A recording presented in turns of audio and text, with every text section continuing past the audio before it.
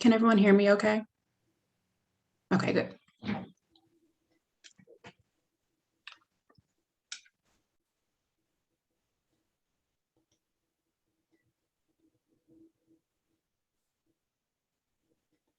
Welcome. Make sure I can see everybody. We're just giving everybody a few minutes to join us.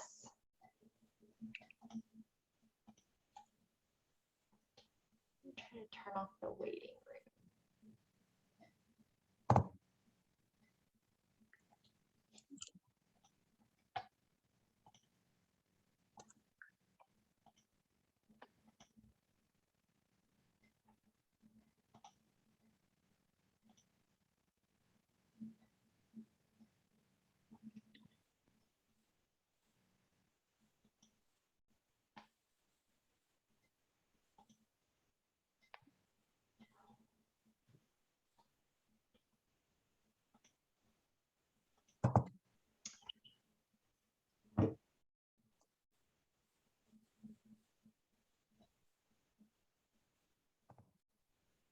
We're probably just going to give about 1 more minute for people to join, and then we can get started.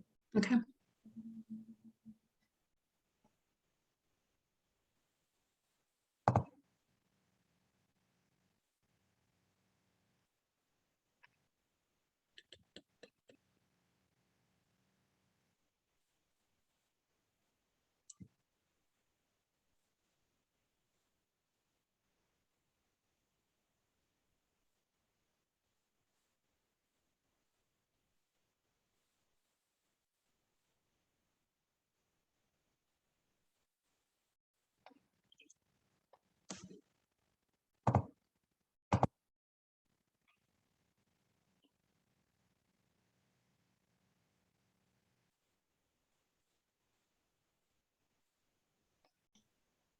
Let's go ahead and get started, and then people can just join as they come.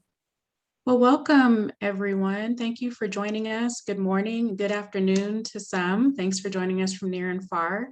So today our webinar is about building a recurring giving program.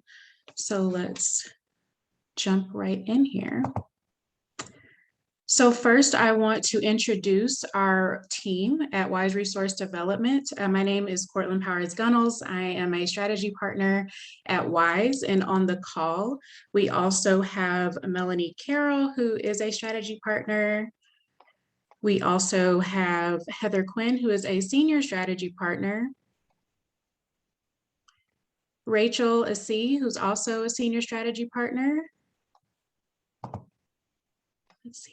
Brittany Bannon, who is also a strategy partner on the team. And last but not least, we have our fearless CEO, Tanya Wise. So I want to talk a little bit about what we do at Wise Resource Development. So our mission is to connect nonprofit leaders with resource strategies to impact our community and the world. So we do this by partnering in your fundraising efforts. We create custom strategies to meet your needs. And we do this through projects that include fundraising assessments, grant writing, development planning, capital campaigns, and recruitment. And so if you have not joined our mailing list, I definitely encourage you to join. You can text WISE to 66866, and you can also engage with us on LinkedIn. All right. So let's hop into this overview. So first, we are going to talk about what is a recurring gift and what is a recurring gift program. Then we're going to dive into some individual giving statistics that will really help kind of bridge this relationship with recurring giving and individuals. Then we're going to talk about your ideal donor profile, the everyday philanthropist. Next, we're going to get into myths about recurring giving and really debunk those. And then we're going to go into a few recurring giving strategies that we have for you. And then finally, we're going to talk about healthy habits to building a recurring giving program.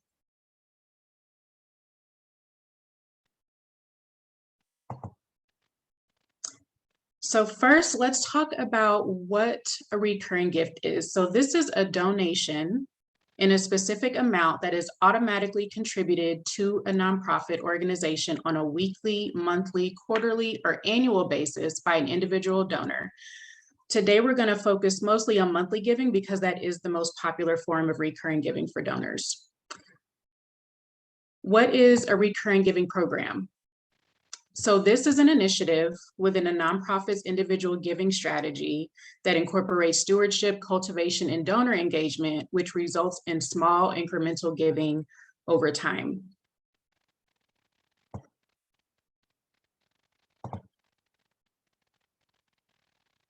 Okay, so now we're going to get into some individual giving statistics.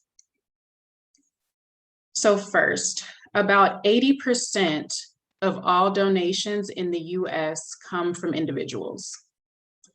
Giving by individuals totaled around a little over 300 billion in 2019 and a little over 324 billion in 2020, increasing by 2.2%. Both men at 52% and women at 54% prefer to donate money using credit and debit cards. Giving Tuesday received 511 million in online and 1.46 billion in offline donations in 2019. Giving in 2020 grew an estimated 5.2% year over year when compared to 2019. In 2020, a 1.3% top line gain in donors was driven almost completely by an 11% growth in small donations between $101 and $500, the highest growth for this donor size in 5 years. So let's talk a little bit about these statistics and what they're telling us. So this is awesome news for nonprofits, particularly those who want to start a recurring giving program or want to really make their current program a little more robust. But I do want to touch points on some of these stats. So these numbers are really promising, but it's important to note that the increase in giving in 2020 was heavily impacted by Mackenzie Scott's philanthropic efforts. So although I think an increase was always going to be there, it was heavily impacted by her really huge, generous philanthropic efforts. So I just wanted to point that out. Also, although there was an increase in giving in 2020, another trend that we saw was that individuals gave less across the board than in previous years due to COVID. And so a lot of people, when they considered their discretionary income, they didn't give quite as much as they did in previous years.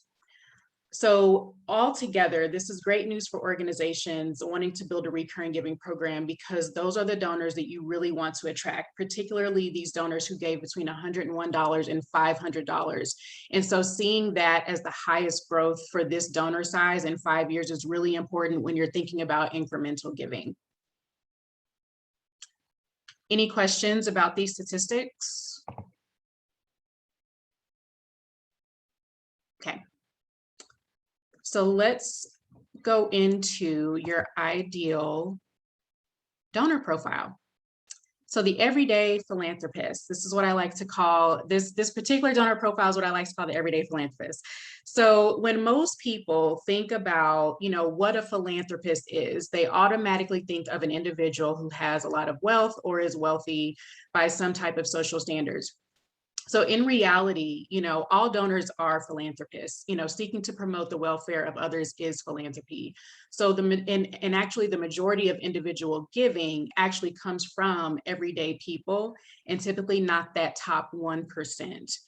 And so an everyday philanthropist is an individual who has a moderate income, at least 50% and less than 80% of the area median income, and they participate regularly in charitable giving. And so when you're considering potential donors for your recurring giving program, donations of any size can be considered generous when you're thinking about philanthropy. So depending on the individual donor's capacity, that really plays a role in how you identify your everyday philanthropist. So these individuals are more likely to give through a recurring method, allowing them to give away a small, manageable amount of their income to a mission that they're passionate about.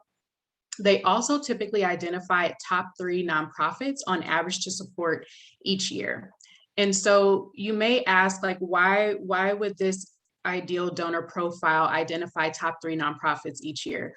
So there is a desire by this particular donor to give to more than one cause, as well as have an easeability of giving. And so the goal for you would be to be one of the top 3 organizations that this particular donor wants to give to each year. Also, these particular donors are more likely to prefer those automatic online gifts where they don't have to manage their contributions regularly. So when we talked about those statistics that we went over, with the 54% of men and 52% of women who prefer to give using credit and debit cards, that kind of leads into this piece. They prefer to give online gifts, and they don't want to have to manage their contributions. So this particular donor is less likely to send checks every week or send checks every month. They're going to want to give online. Also, another characteristic of this donor is that they are usually interested in any type of volunteering opportunities that could accompany their giving. So these are donors who are more likely to give their time, talent, treasure, and testimony, making them really great partners in your work. So are there any questions about your ideal donor profile?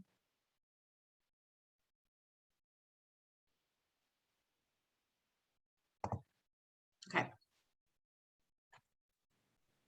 Cortland, you have a question in the chat. Okay. Any thoughts on best practices around acknowledging recurring gifts once a year or as gifts come in? So that's a really great question. I'm actually going to touch on that when we get to those habits, those healthy habits. We're going to talk about that quite a bit. Thank you, Joie.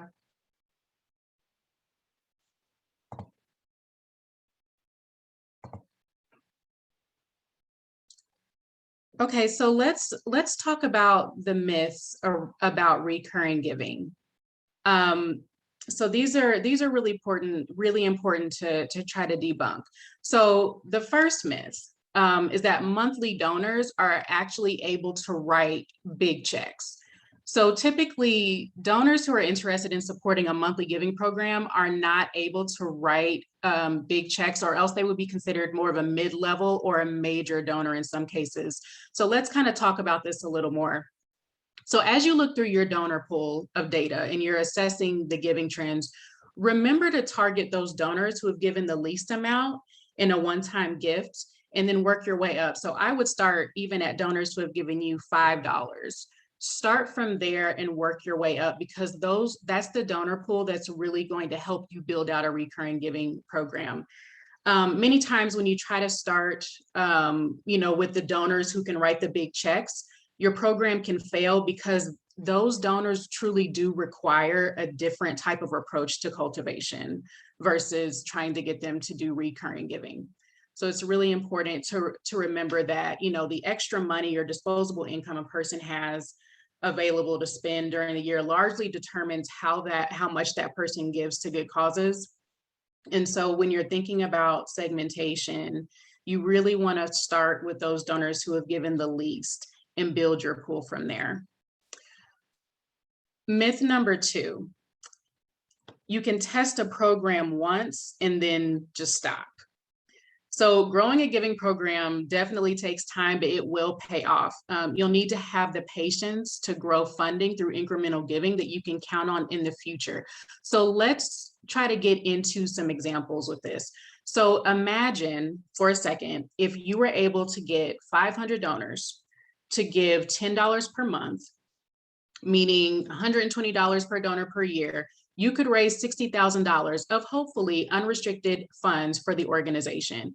Now think about setting a similar goal for other monthly giving amounts. So setting a goal for $5 a month, setting a goal for $25 a month, or even $50, that could really build the capacity of your organization and contribute to a diversity of funding sources. Not to mention, you could save a lot of money in managing these as online gifts. So this definitely is, a long-term game when you're trying to build out a recurring giving program, and it's really important that you give yourself some time and that you set some goals, which we're gonna talk more about a little later. Myth number 3, a monthly pledge is the same thing as a recurring gift. So let's really get into this. This is a really big common misconception. So a monthly pledge payment is a contribution that is literally paying down a gift by the donor for a specific time frame, so usually per year. Once the gift is paid down, the pledge is automatically fulfilled. A recurring gift is a contribution that is established to be continuous. So let's really talk about this. So pledges definitely have a seat at the table when it comes to individual giving. And depending on the donor, this may help in stewarding a larger gift over time through, regular meetings and communications and cultivation as their pledge comes to a close. So many times fundraisers like to use pledges to say, okay, there's 2 more months left in this donor's pledge. That's my cue that I need to reach out to them and talk to them. And this is especially helpful when you're planning a capital campaign or an annual campaign. However, pledges do have an expiration date. Recurring gifts do not, unless that donor chooses to cancel. So that's the difference. One has an expiration date and one does not. So are there any questions about these 3 myths around recurring giving programs?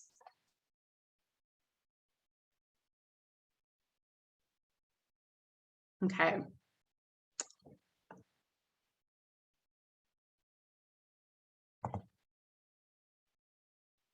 So let's get into some strategies. Okay, so with the first strategy, the average monthly online donation is $52. So that's roughly around $624 per year compared to the average one-time gift of $128. So first strategy, create a monthly donation giving option that's uniquely tied to your organization or theme.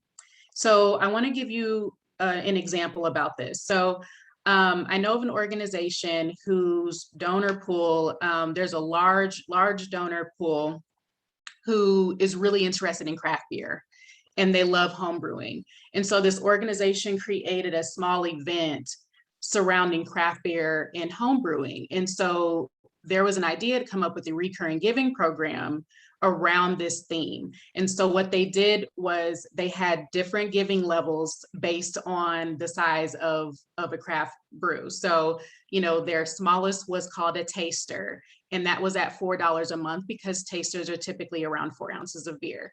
And then they had a pint at $16 a month because that's 16 ounces of beer. And then they went up to a growler that was $32 a month because that's 32 ounces of beer. And they built their levels based on this theme that they know their target audience really loves. And so at this event, they had their donors signing up to be recurring givers based on this beer theme. And so I would encourage you all to really think about what's unique about your organization, what's unique about your donor pool and your target audience. What do they like to see? How do they like to engage with you? And really try to build a program around that. And it may not be that you want a theme. Maybe you just want it to just be built around your mission and your organization. And so even if you're celebrating 35 years, make sure you have an option that allows you to celebrate 35 years and then build out from there if you just want it to be more general operating. So a wise tip on this first strategy, make sure you have an option that circles around $50, and then each year talk to the donor about leveling up their monthly gift. So when we think about the average monthly online donation being $52, that lets you know that you really need to make sure you have an option of giving around $50 so you can make sure that you're hitting that mark. The next strategy, The next strategy. So monthly donors will give on average 42% more in 1 year than those who give one-time gifts, which is major. So second strategy, after you've identified a target gift amount for a particular donor, break it down into a monthly goal instead of asking for a one-time donation. So for example, if you have identified a donor and you feel like they have the capability to give you $100, instead encourage a monthly automatic online gift of $20. And so let's break this down. So in this example, you would automatically raise an additional $140 from this donor in that fiscal year. This presents a more manageable giving strategy for the donor and one that may be more long-term because of the easeability of the gift. And so, wise tip for this strategy, with the proper cultivation, the donor will continue to give to the organization well past $100. So make sure that you have a great strategy for bringing donors along, and likely, you know, these donors won't miss that money. So this particular example, that donor may not miss that $20 leaving their account each month. And so you've just created a great sustainable relationship and donation that's going to come to your organization month after month and year after year, potentially. So the last strategy that we have for you, so incorporating recurring giving in your individual giving strategy, so important. So on this strategy, you want to break down an appropriate percentage of your individual giving goal by each giving option. Identify how many donors you need to give at each level. Segment your donor list and target your communication to donors accordingly. So let's kind of dig into this a little more. So I say an appropriate percentage of your overall goal because you still need to incorporate those mid-level and major giving strategies for donors who have the ability to give at those levels, right? So for example, if you have donors giving between 4 and 5 figures, say it adds up to $20,000 of your $60,000 individual giving goal, then you only need to create a monthly giving strategy for that remaining $40,000. Make sure you don't undercut yourself with your mid and major donors who need to be cultivated differently. So on the flip side of this, if you don't have any mid to major donors at this time and you want to build out your individual giving strategy through recurring giving, then ignore what I just said. And just have at it, you know, create targeted goals around your overall individual giving goal and just stay committed to growing it. So wise tip on this strategy, highlight the option just below and just above your target monthly donation for each donor in personal communication. So what I mean by this is if you have identified that a donor has the capacity to give around, say, $25 per month. If you are wanting to send out any type of personal communications in a letter or a personal email, give them the option of like that targeted $25, but also the option below or an option above. So you can create a space where they can consider giving you more, but if they're not able to give at that target, they can still sign up and give by doing that option just below.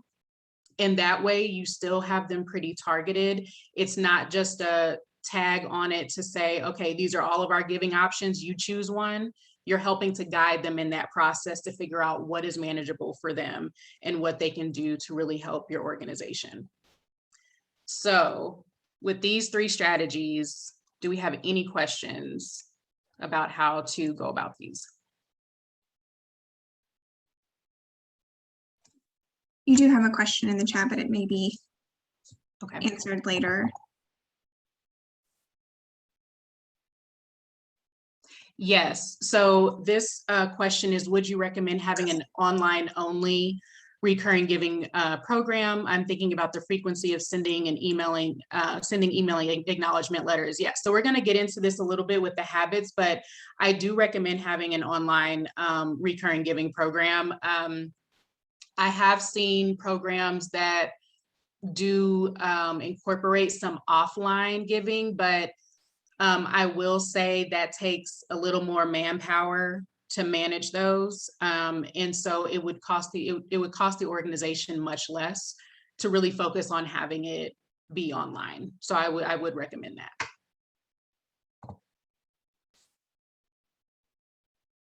Okay. All right. So let's get into some healthy habits to building a recurring giving program. So the first one is that you really need to segment your donors. We kind of just talked about this. You don't want to have all of your options and just kind of slap that on every donor. You really want to segment your donors when it comes to communications. If you have it online, that's great. But when you're talking about, that stewardship, that cultivation piece and in communicating with individual donors, you really want to segment them, and you want to know who has the capability to give at what level, so you can create goals around that. So segmentation is definitely key, so you can see where you are. Number 2, identify how each donor wants to be recognized or thanked. And so this will kind of get into Joa's question. So this is really important. So let's think back on that statistic, again, of men and women who prefer to give online. So many times once a donor begins a recurring gift, they may or may not want to be contacted as often as their gift is hitting your account. So make sure that if they give monthly, but they don't want to be contacted monthly and they're more comfortable with quarterly communication or an annual communication, that you're respecting that, because, what I've seen, especially with online giving, is that, folks don't want to receive a thank you letter in the mail every month or every time they've given. So I would definitely spend time to make sure that you know how they want to be recognized and how they want to be thanked, and do that. Also, not assuming that they want to have correspondence all the time. It will save your organization money and stamps and sending letters, and save your fundraising team time on that. So just something to think about. Number 3, always offer recurring giving as an option on all communications and in appropriate donor meetings. So this is really important. Just something to think about, just making sure that when you're talking about giving and when you're talking about donating to your organization, you want to be as specific as possible to make sure that those prospective donors know that recurring giving really helps your organization. It really helps with sustainability. It really helps to make sure that you all have the funds to operate every single month or every single week, and that, one-time gifts can sometimes make that much more difficult for an organization. So that small incremental giving is really important to your organization. And so it's important to tell that story, to make that clear to prospective donors so they know that that's an option. Number 4, make monthly giving a part of your fundraising strategy and budget planning each year. So this is really, really important.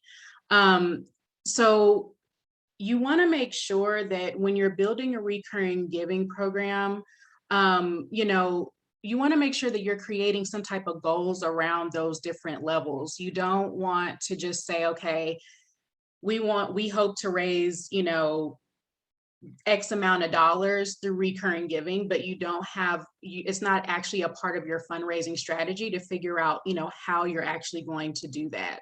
So you want to make sure that you're creating goals around that, and that, monthly giving is a part of that fundraising strategy that's really informing your budget planning each year.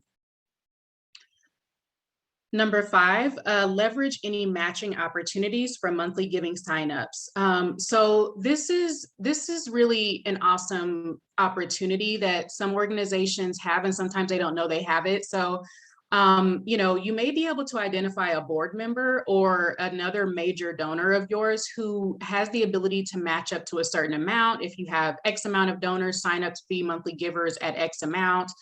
This is a great way to potentially increase board engagement in giving at that level of your organization. And it will also allow you to build out the program if you're just starting out building a recurring giving program. So it's a great incentive, and it's just a great way to engage people at different levels to really be a part of what fundraising could look like for your organization. So definitely leverage any type of opportunities to do that. Number 6, utilize a CRM to keep up with notes, communication preferences, or unique engagement strategies for each donor. So, you want to use a really great CRM because when you're building out a recurring giving program, sometimes it seems easy to just set folks up and say, okay, it can take care of itself. But recurring givers do need cultivation. They need to be engaged regularly. You know, you need to have a strategy on how you're cultivating them and how you're communicating with them. And as you build out your program, you know, you're going to have a lot of different individual donors giving at different levels. And so you need a database that will help you to keep notes and keep up on any unique engagement strategies that you're doing with them. So let's keep talking about some healthy habits. So number 7, you really want to brand your program. So we talked about this a little bit in the strategies, but even if your program is to support your organization in general, you still want it to be branded. You want to come up with a unique name or idea or something that will, you know, bridge this recurring giving program back to your organization in a very real way. So make sure you're thinking about how to brand it and how you're talking about it. Make sure that, you know, your fundraising team is on the same page about, you know, what the narrative is around the program, how you're talking about these different giving levels, what these different giving levels represent, what they, you know, support. So you want to make sure that you have some branding around the program and that it's not just, you know, general without, you know, any talking points. Number 8, you want to make sure the program is visible. And so I added on here, you know, add it to your website. You know, you want to make sure that people know that you do have a recurring giving program and that there are multiple ways that they can give every month.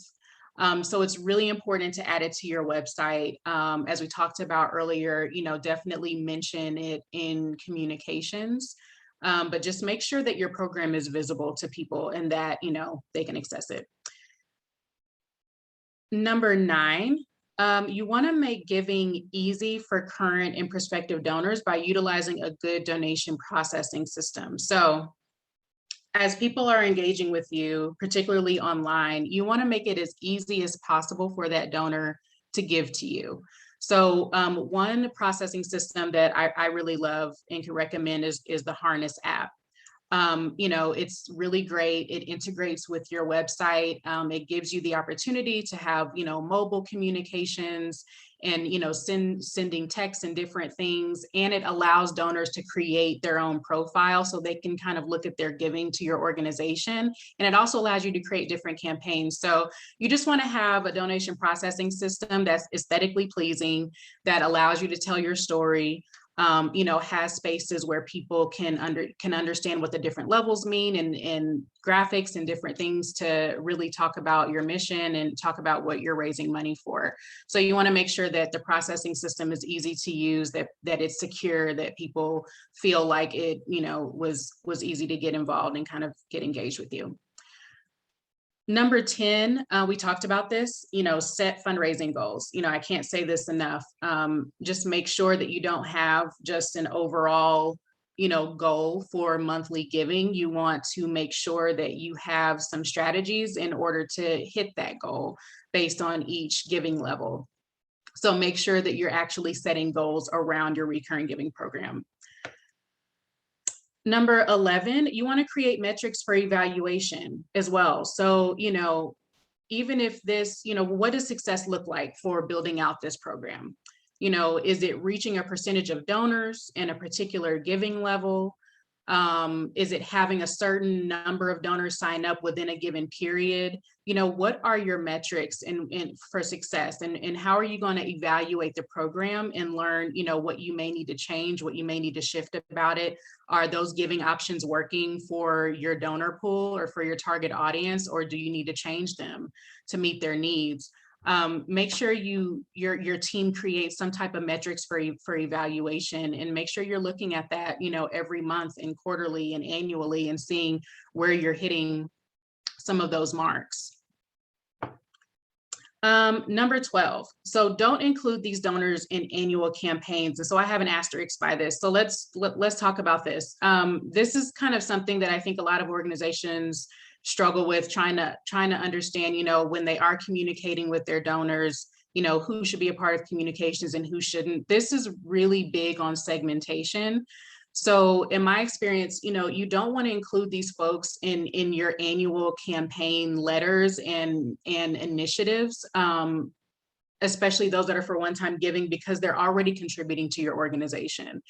Most recurring giving programs are to support annual unrestricted general operating gifts already. So if for any reason you have set up your recurring giving program to support something that's more restricted, that may allow you to add them to annual communications for general operating. But I would really play that by ear, because donors don't like to be solicited multiple times for giving when they're already actively giving to your organization, particularly if they're giving on a regular basis every month. And that's typically the case whether it's unrestricted or not. So it really depends on what you're talking to them about, like how you're cultivating that relationship and exactly what they're giving to and how they're supporting your organization. But that's just a rule of thumb, just when you are, pursuing these annual campaigns, or you have an end of year campaign going out the door, you really want to segment your communications and who's getting that information to make sure that you're not including those who are already giving to you every month.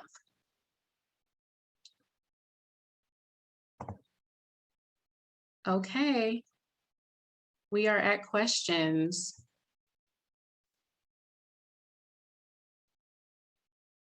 Are there any questions on what we went over today? Like, it was a lot of information, so if your wheels are spinning, love to hear from you. Hi, Cortland. So you touched on acknowledging these donors and pretty much asking them how they want to be stewarded. So would you recommend the same way you're basically saying to not include them in annual campaigns? I'm assuming that stewardship for these donors would also look very different, right? So it could be something where we're reaching out to them quarterly and they would not be stewarded in the same way as those that we would reach out to for annual campaigns. How best would you recommend managing stewardship for recurring giving donors? Yeah, so one thing I would say, a rule of thumb, I would say that no matter what, they definitely need to be communicated with minimally once a year. And so if that means that you're kind of pulling them in just with your general, stewardship practices of your organization, I would do that. One thing I also like to do when you are soliciting for folks to be a part of your recurring giving program, I like to have a little note at the bottom of that communication or that letter, that says, something around, something around communications, like, would you like to hear from us, each month, or would you like to opt out of communications, or would you like to opt out of this? And sometimes that just kind of helps let them know, like, oh, okay, if I don't opt out, I will receive communications, I will get these letters. So I need to contact them and let them know, like, yes, this is okay. I'm okay to opt out of this. And sometimes, typically in the CRM system that you're using, you can note that on donors' profiles, but obviously you need to know that from them first. And sometimes that can be an awkward conversation. So I like to just put some type of little tidbit on the communication that they are receiving, that, if you would like to opt out of these communications, please let us know. And a lot of times I found that donors will let you know after reading that, like, yes, I'd like to opt out of these. And that will kind of help you figure out how to steward them throughout the year. Thank you. And then I guess my last question would be for like a small shop. What CRM programs, do you have any recommendations for a CRM? Yeah, so, it's something that we talk about at WISE a lot, just, how we should give some recommendations about those CRM systems. Personally, I really like the Kindful CRM. It has a lot of great capabilities, and it doesn't cost as much definitely as like a Blackbaud for eTapestry or Razor's Edge. And a lot of their capabilities it doesn't cost to add more on. So another competitor to Kindful would be Donor Perfect. They cost around the same monthly as Kindful, and they have a lot of the same capabilities. But I would say the difference that I've seen is that Kindful, does more comes with your membership, whereas with Donor Perfect, if you want to have access to certain capabilities, it may cost a little more. You may have to, spend up a little bit. So it just depends on what the organization is looking for. But I would say Donor Perfect and Kindful are really great at that lower end as far as cost, but have really great CRM systems for small shops. Thank you. Absolutely.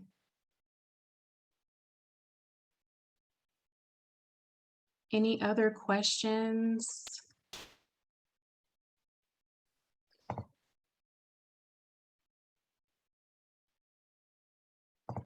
Okay. Well, I appreciate you all for joining us to, talk about recurring giving, and obviously, if you have questions, definitely let us know. Thank you so much. Thank you, Cortland. Appreciate y'all. Have a good day. Have a good day.